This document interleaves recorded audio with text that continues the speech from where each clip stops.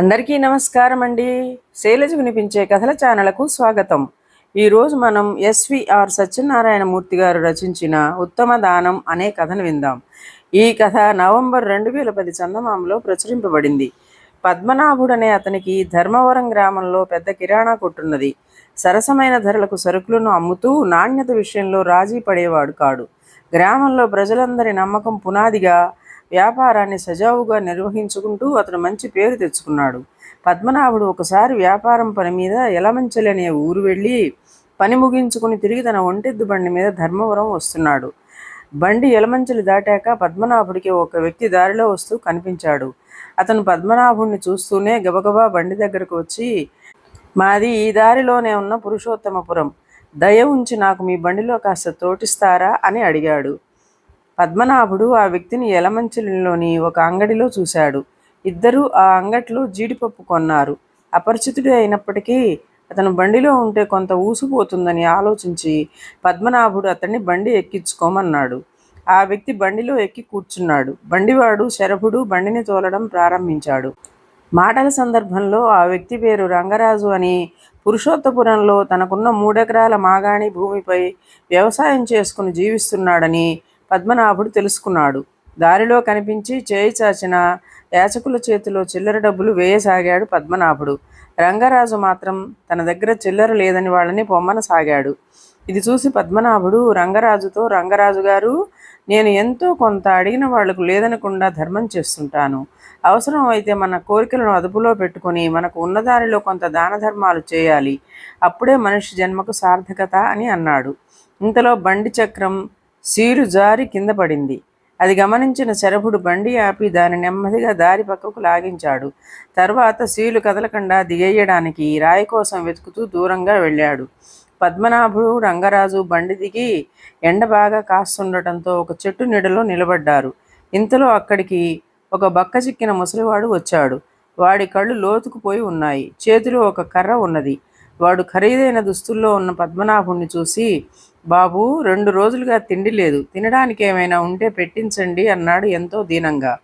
వెంటనే పద్మనాభుడు, ఈ రహదారిలో తినడానికి ఏం దొరుకుతుంది? దగ్గరలో ఉన్న పురుషోత్తపురం అనే ఊరు ఉన్నది కదా, అక్కడికి వెళితే ఏ పూటకూళ్ళమ్మ ఇంట్లోనో భోజనం దొరుకుతుంది, డబ్బులు ఇస్తాను, తీసుకుపో అన్నాడు.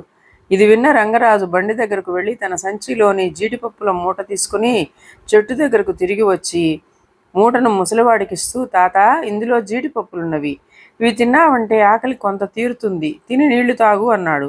ముసలివాడి కళ్ళు నీళ్లతో నిండాయి. వాడు రంగరాజుతో, బాబు, జీడిపప్పు చాలా ఖరీదని విన్నాను. అప్పుడప్పుడు తినాలన్న కోరికతో మీరు చాలా ఖర్చు చేసి ఇంత జీడిపప్పు కొని ఉంటారు.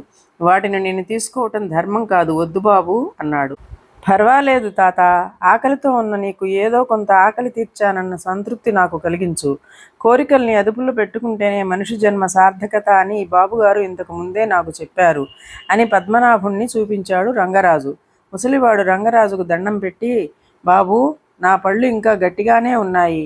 ఎప్పుడో ఏదో కొద్దిగా ఇన్ని జీడిపప్పులు తినడం తప్ప ఇంత జీడిపప్పు తినడం నా జన్మలో ఇంతవరకు జరగలేదు. మీ మేలు మర్చిపోలేను అంటూ సంతోషంగా మూట విప్పి అందులోని జీడిపప్పులు తింటూ వెళ్ళిపోయాడు.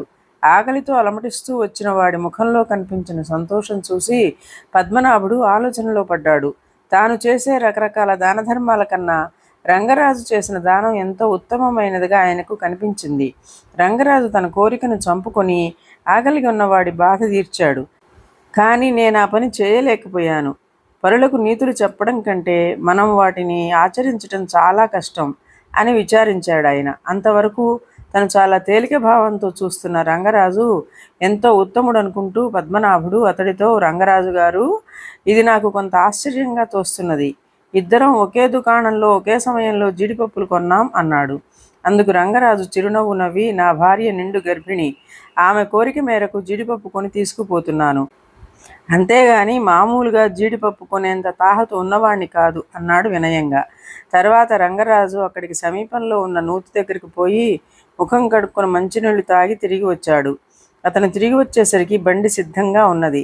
దారిలోని పురుషోత్తమపురంలో బండి దిగిన రంగరాజు పద్మనాభుడికి కృతజ్ఞతలు తెలిపి ఇంటికి వెళ్ళాడు. అతడి భార్య భర్తకు ఎదురు వచ్చి సంచి అందుకుని, జీడిపప్పు కొని తెచ్చారా అని అడిగింది. రంగరాజు లేదన్నట్టు తలాడించి భార్యకు దారిలో జరిగినదంతా చెప్పాడు.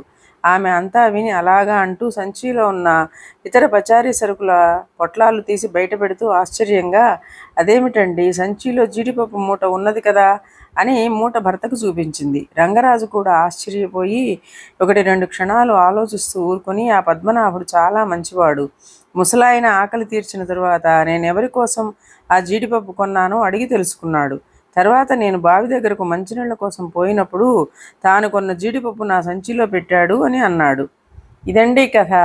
ఈ కథ మీకు నచ్చినట్లయితే లైక్ చేయండి, షేర్ చేయండి, కామెంట్ చేయండి, సబ్స్క్రైబ్ చేసుకొని నన్ను ఎంకరేజ్ చేయండి.